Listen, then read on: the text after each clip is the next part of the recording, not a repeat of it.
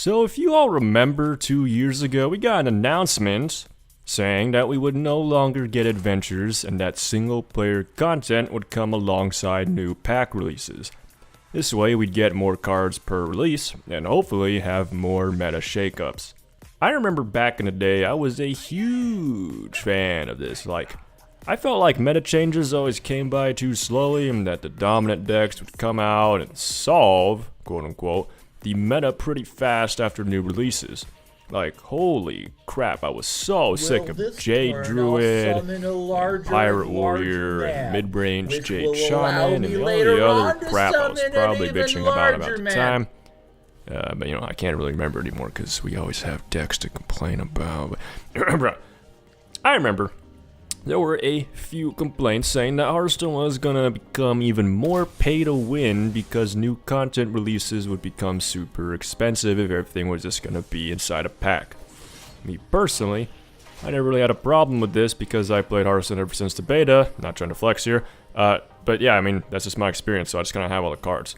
I could see how this would be a huge problem for people coming into the game without massive big dick small ego collections.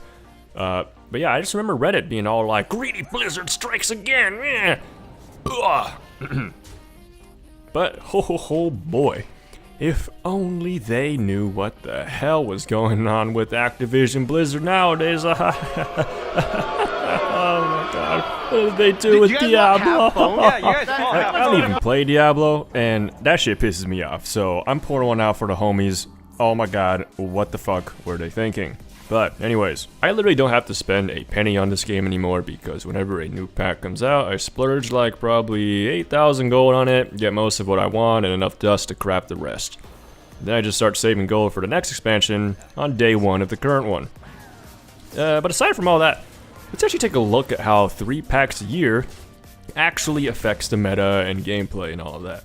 So, we are in a standard meta, where for the very first time we have 6 packs in rotation, and a gajillion legendaries in between. Thus, we should be in a meta where the card pool is the most diverse selection of options in standard history. So, what the hell does the meta look like right now? Well, let's take a look at the latest Vicious Syndicate meta write-up, shall we? And oh my god, look how many goddamn even and odd decks there are. What are we even looking at? What So yeah, it turns out that consistency in a card game, really good. Because you're alleviating one of the biggest fundamental aspects of card games, which is the inherent RNG nature of drawing cards from a deck. So you can make your hero power super duper good, good enough that you can use it on curve, no problem. Games are going to get super samey and super boring. I super agree with the sentiment that Baku and Gen are huge problems for the game. In fact, I'm going to cite Brian, don't call me Brian Kibler here, in general, about hero powers being a kind of dumb mechanic when they are strong, and that we should rotate the classic and basic sets out sometime this century. That would be great too, yeah. Yeah, you should probably listen to the guy who's, played Magic for a shitload of time and can bring all sorts of card game expertise to Hearthstone. I mean, for fuck's sake, he worked on the goddamn Warcraft card game before Hearthstone. What more do you want from this guy? But anyways, what's super odd is that right before the release of Rastakan's Rumble, we were in a spot where Boomsday had a huge problem with meta polarity. So there's this Vicious Syndicate article that explains it pretty well. But basically the idea of meta polarity is that the rock, paper, scissors aspect of the game was a little too strong during the Boomsday meta. So therefore the meta was very polarizing, right? Because some decks would just completely trash on other decks. Some matchups were pretty consistently at a 70-30 for the win rates, which is really just unfun for the players, right? So this is part of the reason why everyone hated, or it's not even part, this is the reason why everyone hated Quest Rogue, because the deck was really balanced in its win rate across an average, but those win rates are super skewed. It would completely trash on control decks and just get wrecked by aggro decks. So even though it was technically balanced, because its overall win rate was still around 50, it just wasn't fun to play against.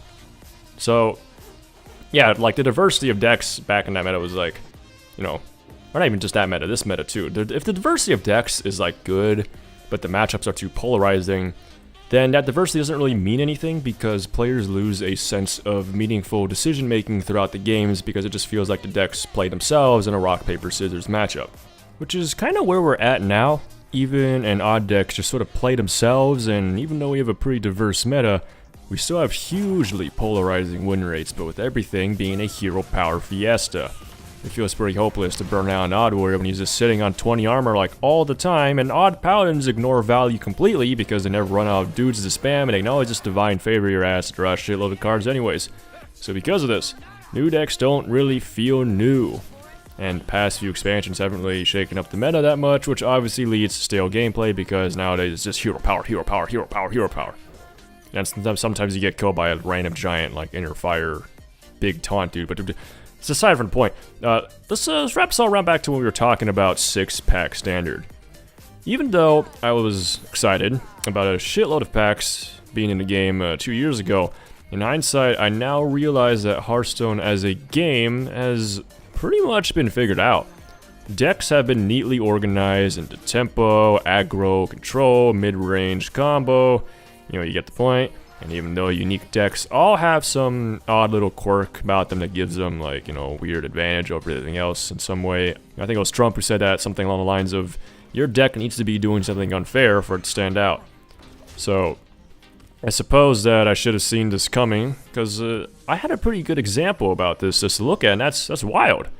If you look at the meta over there, changes to the top decks within the meta don't happen nearly as much because the card pool is so big, and unless Blizzard directly nerfs any of the cards in Wild, then the best cards are just still going to be the best cards, right? So with so many cards in the game, people will be pretty pinpoint in figuring out like what all the best stuff is out of that giant pool of cards.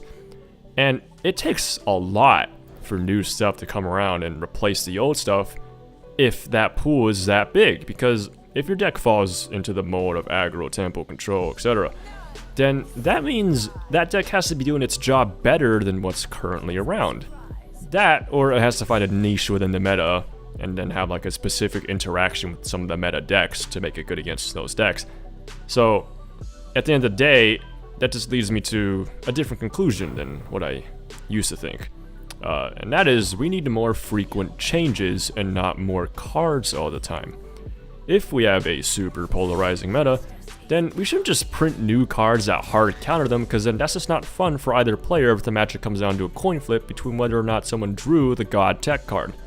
That just makes it more polarizing, right? It just feels bad to either player, or it's just like, oh yeah, dude, like my game plan was to do this thing, but oh no, you played your Skulking Guys 2.0, now my deck literally just like shut down.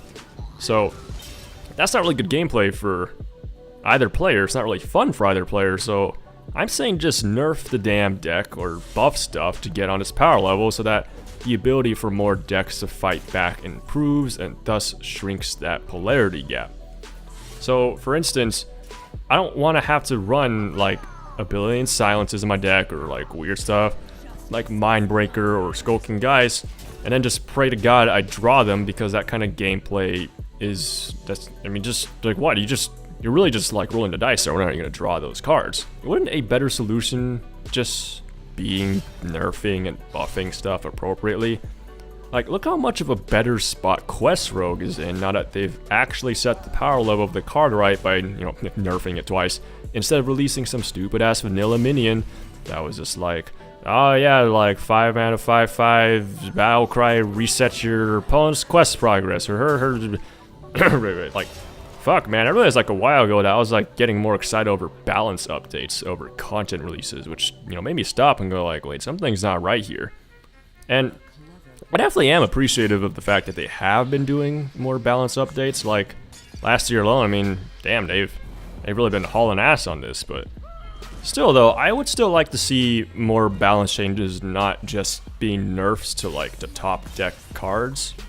Because we got a lot of really cool cards in the game and tons of underutilized, just like cool themes that didn't really quite take off in certain expansions, right? Like for instance, in the Boomsday expansion, people were pretty hyped about mechs and magnetic and all that, but really the only mech we see that's being played is Zilliax, and everything else is just kind of like, eh. So, I mean, I wouldn't mind seeing a buff to mechs, you know, just so we can see them being played a little more now. I mean, that might, like, fiddle with wild, but, like, again, like I said earlier, if you are buffing and nerfing things more frequently in the game anyways, then I'm sure that you can, you know, set that change right by just adjusting cards as need be, right? Because I think the benefits you get from taking the risk of buffing all these cards is greater than the risk that you get from potentially having wild get really messed up from, you know, just buffing all these cards. Like, I can understand that you probably should be careful about, like, buffing the mechs that came on Boomstick, because you don't want all the stuff that came around during Goblins versus Gnomes to get too out of hand, but again, if changes are just more frequent, that shouldn't be a problem, because then you can see that people are doing some busted stuff in Wild, and then all you gotta do is just, well, just, you know, adjust the cards in Wild. Simple as that. So, yeah, like, if we can go ahead and just get more frequent balancing stuff, that'd be cool, right? Like, I don't really want to have the same thing happen where, like, with Rush Warrior nowadays, we just kind of had to wait for them to keep on printing more and more Rush cards until they just, like, reached a breaking point and the deck gets good.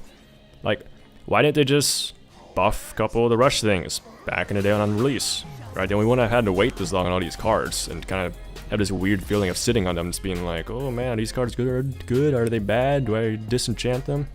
So yeah, I feel like buffing stuff is an important thing to do to keep things fresh, because people are often super excited over new cards and mechanics only for them to not be competitive. I think people would love to see cool new decks come up to face the stale metas that come around. So yeah, buff the magnetic mechs, buff the cool legendaries that never get used, just change more stuff in general, Blizzard, please. There are so many cool cards that I don't even know what they sound like because they never get played. So yeah, those are my thoughts on Standard right now. I don't want to see this game be the same thing all the time, and I would love to see Blizz be willing to step in and change things up more often instead of relying on new packs that don't actually shake things up that much. If you guys have any thoughts on this, feel free to comment down below, because honestly, I don't really see too much discourse surrounding this issue beyond obvious shit like, oh, Baku, again, man, odd, even, bad. Oh yeah, and one more thing. I don't play too much Arena, but I'm sure that if they randomly started changing stuff around more often, then yes, it very well could have a negative impact on Arena. But again, if they have the tools to be changing things more often, then they can also do the same for Arena.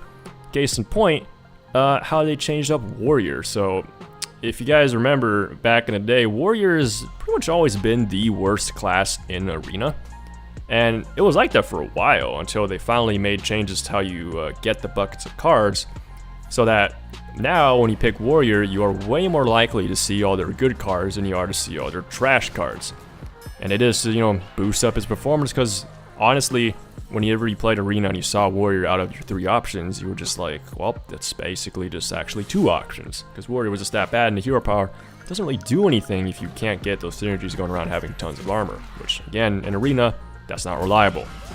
So, because of this, I don't think buffing underutilized cards just for Standard necessarily has to fuck over Arena. But anyways, yeah, that's the video. Thanks for watching, and yeah, have a nice day, yo.